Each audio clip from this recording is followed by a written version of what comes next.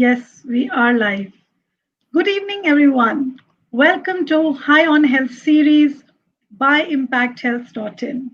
Today, we are going to talk about how to stick to a healthy lifestyle, food, and beyond. Today, we have with us Avishai L, holistic health coach, certified raw food educator, lifestyle expert, blogger from America. Welcome, Avi. Thank you. So happy to be here. So, telling you more about Avi, she is an international best selling author of the book The Power of Why. She's also the host of Avi Unfiltered podcast. She has been a holistic health coach for over 5 years, teaching people everything from weight loss to how to get rid of chronic illnesses with holistic protocols. She specializes in natural healing. She now works with open minded, empathic, professional, and entrepreneur women, teaching them how to get rid of their stress, drop the pounds, and create the life they deserve through nutrition and lifestyle changes without sacrificing their food favorites and authenticity. Well, that's the you know thing that we are going to talk on more, that how do we not sacrifice our food favorites. She is the founder of Eat Stress Away 12-week holistic health coaching and life coaching program, and Avi, my organic vegan cruelty free personal and lifestyle brand. She is an avid vegan and fighter of human rights. She believes that people have the right to peace. So, welcome, Avi. Thank you so much for having So, Avi, as you know, that today's topic is about healthy lifestyle. So, tell us to begin with, what is a healthy lifestyle? So a healthy lifestyle, like the topic is food and beyond, a healthy lifestyle is being healthy mentally, emotionally, physically, and spiritually. So it goes beyond you eating a salad. It's what you do every single day. You know, you're the creator of your life, and it's up to us as people to make our life the healthiest. So it's just incorporating those healthy techniques, that healthy regimen, also healthy nutrition on a daily basis. So that's what a healthy lifestyle is to me. Okay, so now tell us that how do we stick to a healthy lifestyle? That's the topic. Exactly. So it's not something that you say, okay, I'm going to do this Tuesday and then Wednesday I'm going to do something else. It's something you're constantly achieving every single day. So the way in which you're going to stick with a healthy lifestyle is by incorporating certain things for your mental health. And I'll just use myself as an example. I realized that I'm the controller of my thoughts. So in order for me to, function at my optimum mentally, on a daily basis, I have to stick to that regimen. I have to say positive affirmations. I have to meditate. I have to speak positive throughout the day. It's not something that you stop, because a lot of us can get, really attacked by negative thoughts, or we can absorb other people's thoughts about us. We have to wake up with that positivity, that positive mindset. I find that writing down, what you eat, what you plan on eating daily, and prepping your meals. So that's for your physical health, and also scheduling, your workouts in, making those things a priority daily and sticking with that. Spiritually, making sure that you meditate for at least 5 to 10 minutes or do something that benefits your spiritual health, whether that's go out in nature and say, certain mantras, and like you do with your plants, talking to your plants and making sure, just grounding yourself. Your emotional health, making sure you're journaling and really extracting from your subconscious what's holding you stagnant. So that's something I do on a daily basis and stick to it, knowing that it's going to benefit my overall health so I could function as a peaceful, vibrant, uplifted person, and to help uplift other people. Wow, that's a lot to absorb. But you know what you just shared, Avi, is that healthy lifestyle is not about only eating a healthy salad. It's about living a positive life, having positive thoughts. So tell us how much it is about healthy eating and how much it is about healthy thinking. Oh, that's a tough question, Kulpreet. Oh, I honestly, and people may disagree with this, I honestly would say that the bulk of it is about nutrition. And here's why. Food can dictate, as I've seen in Fast Food Genocide, written by Dr. Furman, and many medical research studies and scientific studies, food can greatly impact your mental health. So, foods high in sugar, fried foods, rich in acrylamides, rich in oils, can greatly impact your the balance that you have. So let's say you've been working a lot on your mental health. You meditate, you say those positive affirmations, but then you're like, okay, I'm going to go to Dunkin' Donuts now. That can greatly impact your mental health. You'll all of a sudden be like, why do I feel depressed? So I would say the focus, and this is why I work with people in my program. Yeah, it contributes to depression, anxiety. This is why a lot of people feel angry. It has to do with the food you're consuming. So this is why when I work with people in my program, I make sure they have the nutrition down first, because that's what's going to make them feel calmer and peaceful. And then we deal with those negative thought patterns. So I would say nutrition definitely is most important. Wow, you shared a big secret that what you're saying is today as a person, even if I run and I meditate, and but then if I don't eat right, Yeah, I am still going to succumb to these diseases. absolutely. So Absolutely. in your profile, you mentioned that we don't have to sacrifice our food favorites. And let me tell you, in India, like two things you mentioned, sweets and fried food. These are the two main things we eat in India. I know.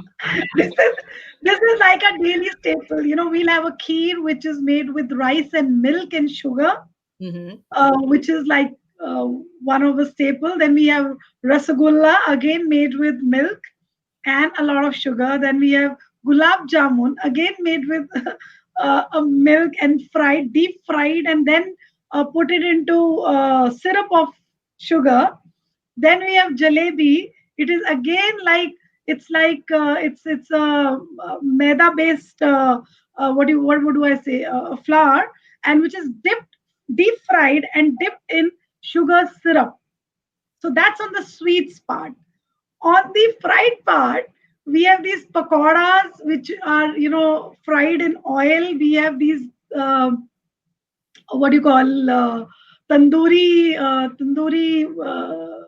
क्या बोलते हैं उसको, क्या क्या क्या कोई लिखो भाई. Is it like a falafel? Yes. We have these bhaturas. We have puri. Puri is like, it is like wheat flour fried in hot oil. then we have parathas, and it is again kind of shallow fry. So we Indians are living in that kind of a food. We don't believe in boiled food and all of that. And what you are saying is these foods actually lead to a lot of depression, Yeah. right? So would you like to say something on this area? And I will go off the screen right now because there's a bell on my, and you take the screen.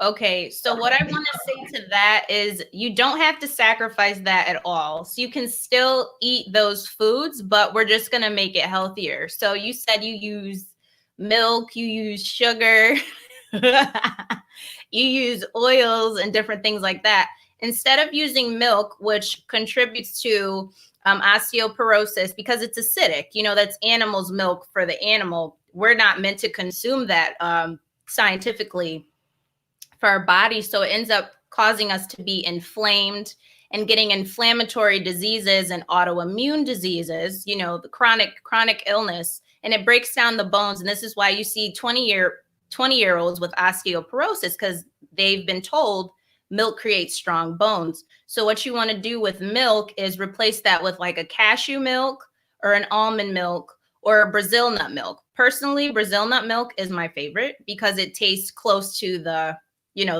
dairy milk that people consume. Instead of sugar, I'd replace that with like fruit sweeteners, whether that's stevia or medjool dates, pitted medjool dates, because they're much sweeter than sugar, but they have fiber. They contain all of the vitamins and minerals that the body needs to break down, versus the sugar, which gets lodged in your fat stores. The liver doesn't know how to process it. So people end up looking puffy and gaining weight. And it puts your white blood cells to sleep. And your white blood cells are what fight off viruses and infections. So you have to make sure that the food you're consuming also benefits your physical health, because like I said, you can work on your mental health, your spiritual health all day, but if your physical health is broken down, I mean, where are you going to go? So that would be my replacement for that. In terms of like the wheat flour in the in the frying, when you fry foods, you get acrylamides, and acrylamides are what contributes to cancer. So a lot of us already have abnormal cells that are cancerous. And so by you feeding those cells, you're just creating, you're wreaking havoc in your body essentially. So what I would say is to replace that with maybe like a coconut flour, a chickpea flour, something like that, and bake those if you want to have something like that. And you can stuff it with like a vegan cheese, a plant-based cheese or something like that. And you can still make those balls, but I would say to bake it so you can still have the vitamins and minerals that the body needs and the enzymes. So that would be my recommendation. Okay. And as you said that, nutrition plays a very important role on your entire healthy lifestyle. Absolutely. In India, apart from sweets and fried food, we are like die-hard fans of tea.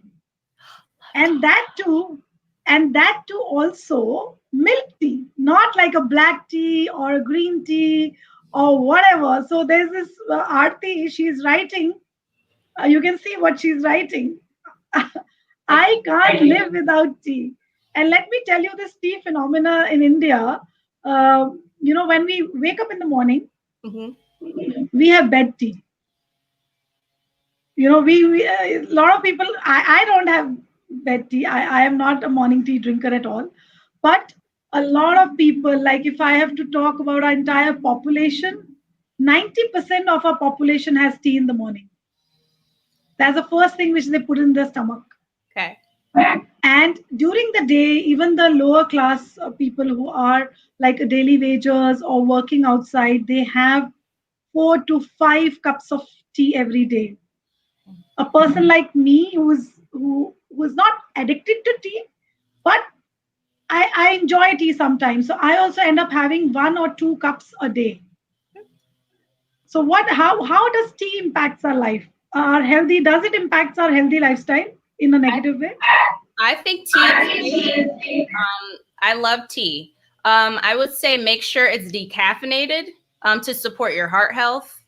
Like you want to stick with, decaf teas, but tea is perfectly fine. Also, I recommend if you want to use creamer to use like a cashew creamer or what else? Like an almond milk kind of creamer with no sugar, and add stevia or medjool dates to that. You could blend your tea up. Tea is like a tequila shot. Tea is awesome for overall health. I'm hearing it's great for the blood, your cardiovascular health. I don't know if someone on here has cardiovascular because I keep talking about that. What else? It's just great for supporting your immunity, your mood, everything. I actually collect tea bags in different teas. Wow. I love tea. Great. So tea is good, guys. And we all are tea lovers. And we do, and here in India, we do a lot of herbs in the tea. As in, we put cardamom, we put we put lemon also, we put cardamom, cinnamon. We also put tulsi leaves. We also at times put black pepper. Yum. Okay, so we put all of this. And during this corona, I think this tea has been, advised to people to have at least 2 to 3 cups a day, because it is very hot, and you can the virus will not remain in your esophagus. So something, that theory is also there. So tell us that you are also saying that Okay, Aarti is no, tea is a very dear subject here. So we have Aarti telling us that she loves masala tea. Yes, that's what we call it, masala tea. We put it all the spices together into Yeah, tea, and we also put lemongrass. that's good. Lemongrass is good. That's great for blood pressure. Okay, Yep, that's nice. So cholesterol. tell us, now the topic is how to stick to a healthy lifestyle, food and beyond. How to stick. So my question is that a person like me, I will be, today that I'm talking to you, I'll be like really gungo about, yeah, I'm going to do this, I'm going to do that. But I might not follow it after a week. So how do I maintain my mindset and my food cravings if I have any? Like I'll tell you for myself, I love rice. I can eat rice in the morning, in the afternoon, in the night. So I can have rice. I'll prefer rice over roti, which is our staple. Yeah. So then there are times, okay, I will not eat rice now. It's not good. So I will drop rice. I'll drop potato. But then again, after a few days, I'll again start it with a great vigor and a lot of and have more of it. So how do I maintain my mindset to this? The food habit. There's a friend of mine, Pooja. She's saying, very nice question you have asked, Kulpreet, because that's what happens here. People like us who are working, Yeah. and we want to de-stress with food. Food is a de-stressor for us. Right. So how do we deal with that thing? So that's a very yummy question. I agree with Pooja. Yes, and I'm about to tell you. So Kulpreet, I know you love trees, so I'm going to talk to you as if I was talking to a tree. So in order for a tree to grow and evolve and be its best tree self, you have to get to the root of the problem. So a lot of us, I think fried foods used to be my thing. I had to have my fried foods. I actually used to hate, it's a food pandemic. I actually used to hate, certain textures and watery textures of food. So I was like, I'm not eating that until I think you have to, and, as a people, have to get to the root as to why you have to have certain foods. A lot of times, especially the unhealthy versions of foods, a lot of people, let's say you said de-stress. A lot of people, when they want to de-stress, they're like, you know what? I'm going to go to the ice cream truck because I had a lot of stress and I just need ice cream. However, if you break down the ingredients in that ice cream and you see that it has milk, it has butter, it has sugar, those are not foods that's not real food, and it's not something you can eat by itself. So I think we have to think, why would I put this in my body knowing that it's not going to break it down, knowing that it could possibly make me sick? What within myself is saying that this is what I deserve to eat? Because I think our vibration that and what we think of ourselves matches the food that we consume. So like you said, a lot of people de-stress with certain foods, but what I'm actually saying is the foods the majority of the population uses to de-stress with certain foods, it's actually causing more stress because of what it's doing to the body. So it's actually raising your cortisol levels, contributing to stress. So I would say that if you like certain foods, like I gave the recipe, to make it in a healthier version, and you can still have that. Just like you said, you like a lot of rice, and certain rice turns into sugar, which also breaks down your immune system, like, the white rice and things like that. Now, if it's wild rice, that's completely fine. But I'd recommend like quinoa or some sort of like cauliflower or even broccoli rice instead. So that would be my recommendation. So I would So say what you're I would so say to what you're saying that you replace your food favorite with a similar food. with a similar food, and definitely get to the root as to why food is a comfort to you. Because I find that a lot of people don't know. Yeah, right, exactly. Fried food versus baked food. A lot of people associate their food It's an emotional attachment. It's definitely an emotional attachment. And I just did a podcast episode. I said it's a psychological thing. Like, let's say an adult was absentee from your life, or someone awesome, or someone, neglected you, or you were picked on in school, and that memory is held in your subconscious, so you're equating that emptiness with a dense piece of cake, or like you said, a big bowl of rice. You're like, oh, now I'm full. And you get this almost like a false sense of happiness and security. But then like a couple of days later, here comes that crash, so I say dealing with the root of the problem as to why you want to put certain foods in your body will definitely help you stay on track. Yes. And India, if you actually see, Avi, is that what Freddie mentioned from a very childhood, we are made to eat food. You eat, then only you will become healthy. You eat. Why are you eating only one roti? You have to eat two. You have to eat three, and then you end up eating a lot more, and then you start enjoying certain things, like which I said, kheer and all of that. And here there are festivals. Like right now is a festival season in India. It's a big, there was Janamashtami, now there is Ganesh Chaturthi, then Diwali, and this and that. All these festivals, our core is sweet.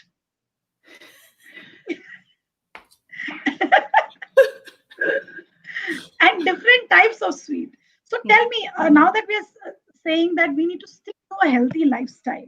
Right. So does it not start from the very childhood when the child is born? And it is the responsibility of the parents to kind of know that we need to give awareness to the child that what is good and right food. Absolutely. Absolutely. Yep. So it definitely starts in childhood. So tell us that how, like, for example, I have a small baby. Like Pooja has a small baby right now. Yeah. Her daughter is, I think, almost 2 years. So tell us that how a mother can nurture a healthy eating for her child from the very childhood.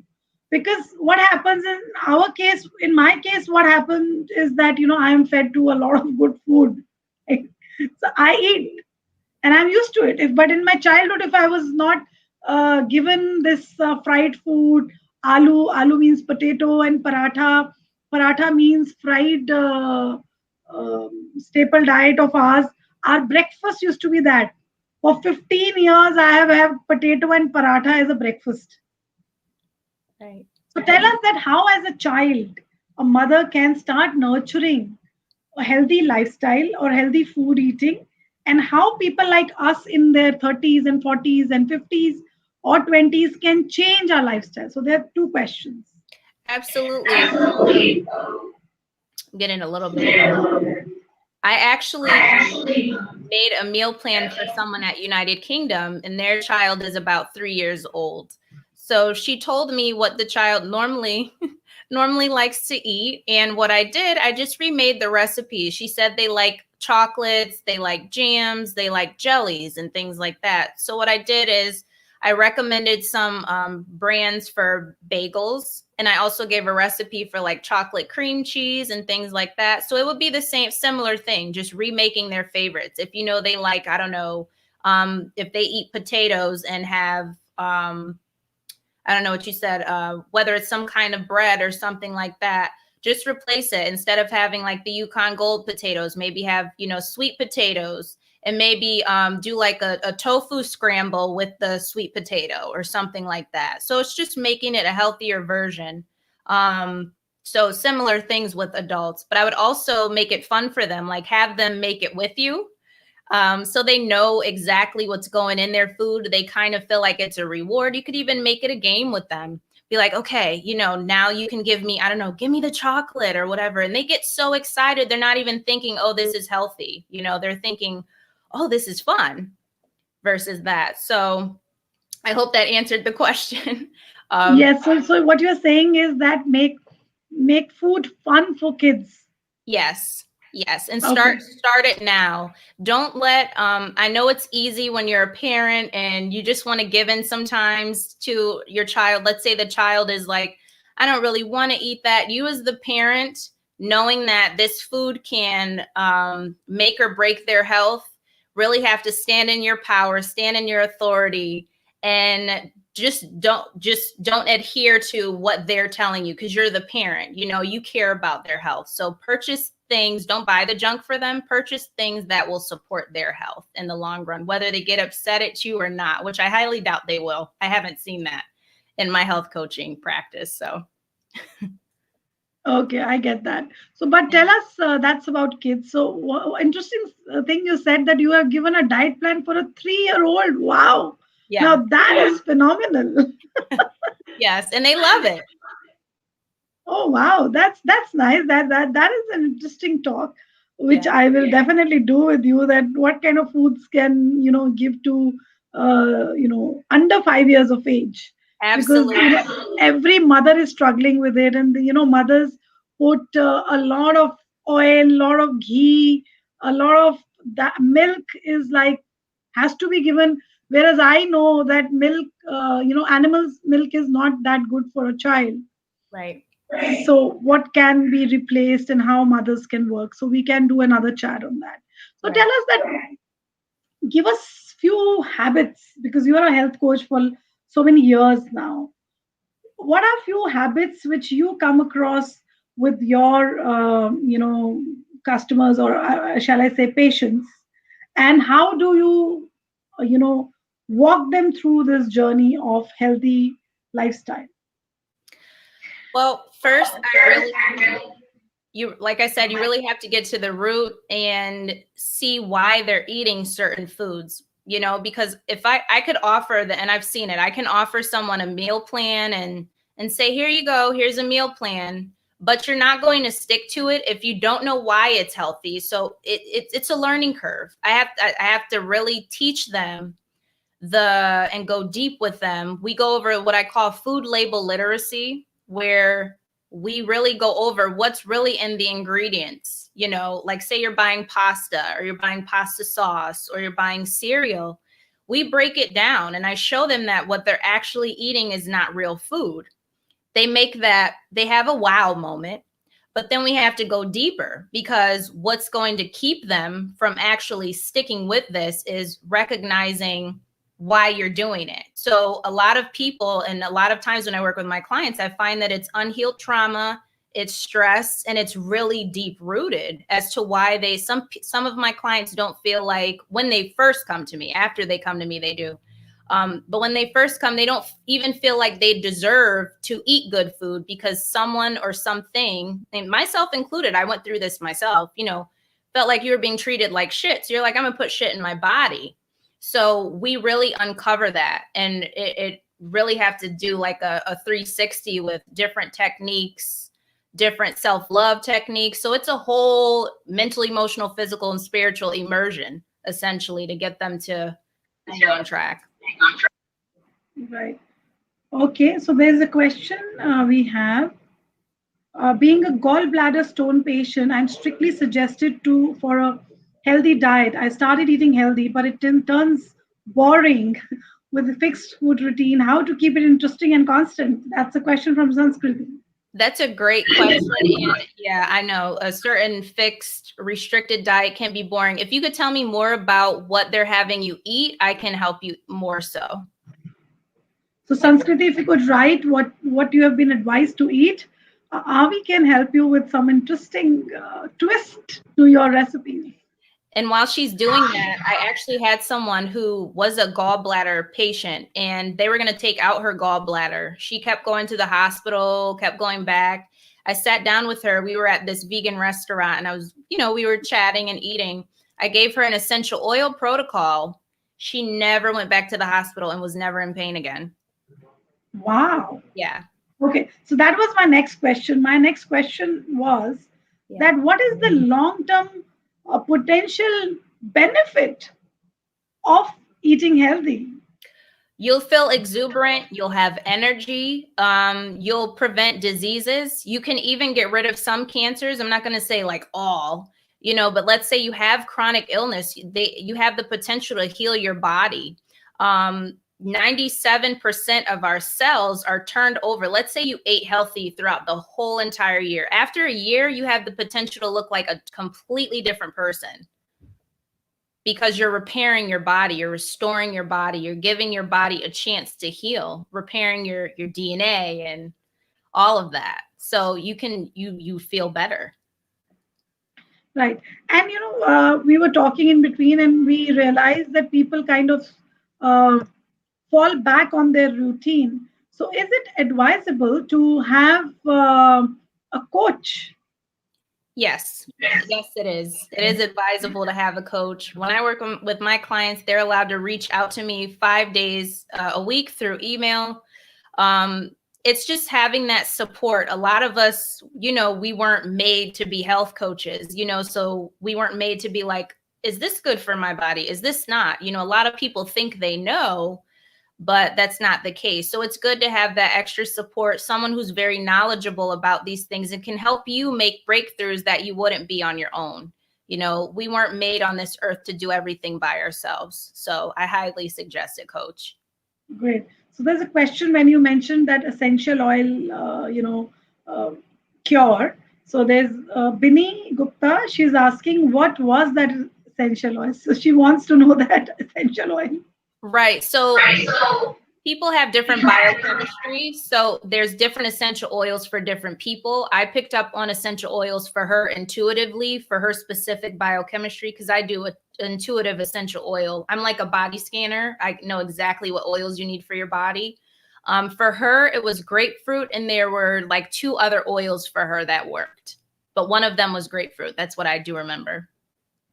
Okay. So what you're saying is that everybody have a different biochemistry. It's not that one medicine all it serves all. It's like food is something very personal and unique. That's what you're saying. Yes, that's what I'm saying. Okay. So Sanskriti is asking now. I've asked to stop taking all oil-based food and only take dry food like rice, dry chapati without oil, take porridge and pulses. So I'll break down her question. Oh, Is wow. that so for gallbladder? What happens is, like I told you, Indians we love oil, and when we make a dal is like a pulse. When we make a pulse, we give it a tadka. Tadka means that we put a lot of oil, we heat it up, and we put onions and herbs and chilies and all of that, and then mix that one bowl of oil into that pulse to make it, sound very, palatable and enticing. And so that's what she's saying, that because of a gallbladder stone, she has been stopped to, eat oil. And So that is like, yeah. yeah, so them telling you to cut out oil is great, but I will give you some replacements. Oil contributes to inflammation, weight gain, stress. It's the fiber is stripped from it, so it's just sitting on you. Oil has no nutritional benefit whatsoever. So it also contributes to prostate cancer and breast cancer. So that's great. They told you to cut out oil.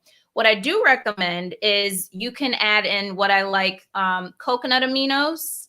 It has like a very, it's like a, I can't describe, it's almost like a teriyaki taste, has a teriyaki taste to it, but it's healthy. It's a little high in sodium, so you don't need that much. Also, you can do like tomato sauce as well instead. And you can even, steam your veggies first and then put it in like a pot of tomato sauce. You can add a little coconut aminos to that. So you still get the flavor, because that is boring if you have no flavor to your food. So that would be my recommendation for that. Also, you can incorporate fruits. You can incorporate certain veggies and remake certain pizza. I said pizza. You can have, well, here we have, pizza. I know for you, it's a little different. No packaged food. Yeah, no packaged food.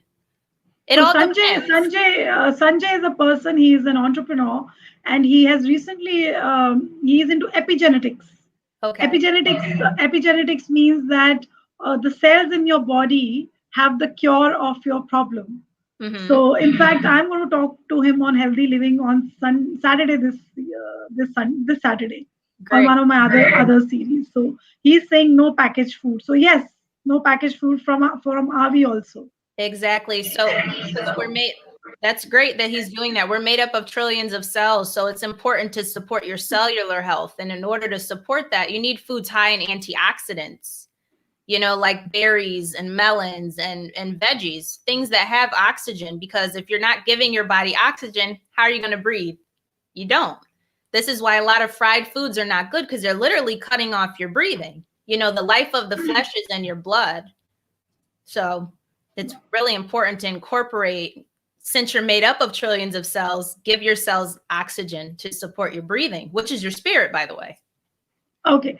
Okay. Tell me, Avi, this is my question to you. Yeah. Is that, I love raw fruits. I love raw vegetables. Awesome. And can we live just on these raw foods? You can live on raw food. Some people do need some cooked. And I'm glad you asked that question. Some people do. You should incorporate more raw foods, but everybody's biochemistry is a little different. I highly recommend raw foods if you're yes, exactly. He's correct. If you're experiencing a health crisis, or you're in a healing period and you want to detox, I highly recommend just a plain raw food diet. But eventually your spleen and your spleen needs to be supported by some steamed veggies, some steamed veggies. So mostly raw, a little bit of steamed for some people, but you can live off of raw fruits and veggies. That is correct. Oh, wow. Yeah. Wow. That's interesting. Okay. So Sanjay is saying 3 trillion cells is what human body is made of, and he's liking your talk. So he's saying very good, excellent, and all of that. Thank And Sanskriti is also thanking you and saying, thanks for suggesting. We'll try to bring those changes. Yes, Sanskriti. And I think tomato sauce was a nice idea. Can you make tomato sauce at home? Because market tomato sauce is like really, I'm not into market tomato sauce. you. Yes, you can. You can blend up some tomatoes, and make your own tomato sauce. You can add your favorite spices and whatever to season it up a little bit. Yeah, you can make it at home, definitely. Great. So yeah, Sanjay is also saying homemade is best. Yeah. Great. So we have two food experts now. one Right. one is a guest and the other one is asking and stressing on the right points. Great. So Avi, tell us as per your experience, and what would you like audience to take back on how few suggestions, snackable suggestions which they can keep with themselves to start a healthy lifestyle and maintain a healthy lifestyle. So starting and maintaining is obviously both are important. Right. So in order to start a healthy lifestyle, everything, you have to have a reason why you're doing it. Even though you're supposed to do it, I can say you should do this, you should do this, you should do this all the time, but ultimately it's up to us. So I would say, why are you doing it? Are you doing it for your health? Are you doing it for weight loss? Are you doing it to break a generational curse in your family? Are you doing it to see how you can feel mentally well and emotionally well? Are you doing it to get off of medication? Write down specifically why you're doing it, because that's going to be your reason that you stick to a healthy lifestyle every single day. My next thing would be, to pack away the fact that certain foods you're eating are not foods at all. So you want to start educating yourself on what real food is. And my tip to help you with that is recognizing that real food is whole foods in its whole form. So instead of having the olive oil, try eating the olive. Instead of having, the sugar, eat a medjool date instead. Start by eating whole foods and start by incorporating maybe, one whole food plant-based meal per day, and then increase it. But have your reason why behind it, because that's going to drive you. Yeah. Okay, so you are giving a trade secret. You're saying find your why, and because you will live for your why and not for just doing it for the doing sake. Yes, Absolutely. that's so wonderful, Avi. Sanskriti is saying that my mom makes tomato sauce at home. I'll tell her to make it with for me for especially with better ingredients. Yes, Sanskriti, and you can do it for yourself. You Yes. can add oregano, and there were so many herbs which I think uh, Avi would be a good person to tell. And any herbs you recommend? Like because Indians we have a very tangy kind of taste bud. For her specifically, I'm getting cilantro, I'm getting parsley, and I'm getting basil. Yeah. Okay. Yep. And can we add chilies, green chilies? Yes. Oh, I love green chilies. Oh my God. I put chili on everything. Chili and turmeric. Okay, we also love chili and turmeric. Everything in Yeah. our food has chili and turmeric. So Sanjay is saying jaggery instead of sugar, brown rice instead of white rice, and no milk, no wheat. Now, I don't know what Jagger is, but the brown rice contains arsenic, so I wouldn't recommend that. But everything else he said was correct. So jaggery is basically good. It is made out of sugar cane. Yeah. It's basically raw form of sugar. I wouldn't recommend that because that can spike someone's blood sugar. Yeah. Okay. So, but would you recommend sugar cane? I wouldn't. No. I'd recommend either fruits, mangoes, things like that, blueberries, melons, or just, like I said, the dried fruit, apricots, medjool dates, figs, things like that. Okay, great. And here in India, because jaggery, which she mentioned, is something very good. It's better than, you must Google it for yourself. It is better than sugar, and it is not chemically treated because we have chemically treated jaggery also, but there is no chemical treated, and it's natural sugar. That's what he's saying. It's natural sugar. It depends on how it's done. Okay. I will from my own research that I've done with, doctors and things like that. I've heard that cane sugar was not good for the body. It still spikes the blood sugar. Oh, okay, great. So, well, Avi, that was a nice chat. So, I expect and I want people to live a healthy lifestyle, including me. Yes. I am a person who is into, like you said, I am into my own zone of meditation at times. But maybe because I dig into a little more food, I will be careful about that. Yes. So thank you, Avi. Thank you for your time. And thank you everybody who has been here on this chat and giving us a lot of confidence and appreciation. Thank you, Sanjay. Thank you, Aarti, Thank you. Sanskriti, Vinny, and Freddie, and all of others. And people are saying, okay, people are asking more questions.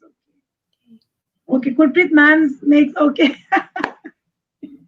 I make ginger pickle. Ooh, that sounds yummy.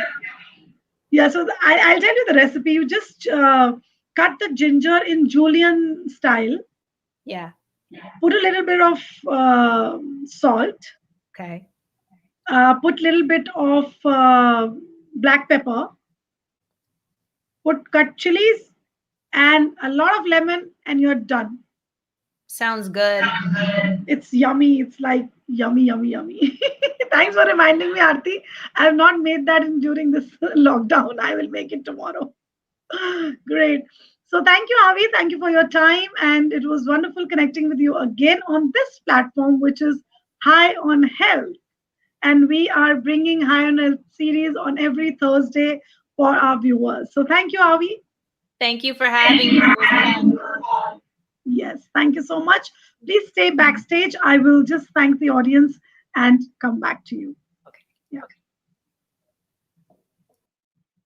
So that was Avi, a food a lifestyle expert and a holistic health coach, certified raw food educator, and a blogger. And of course, she is the author of best-selling book, The Power of Why.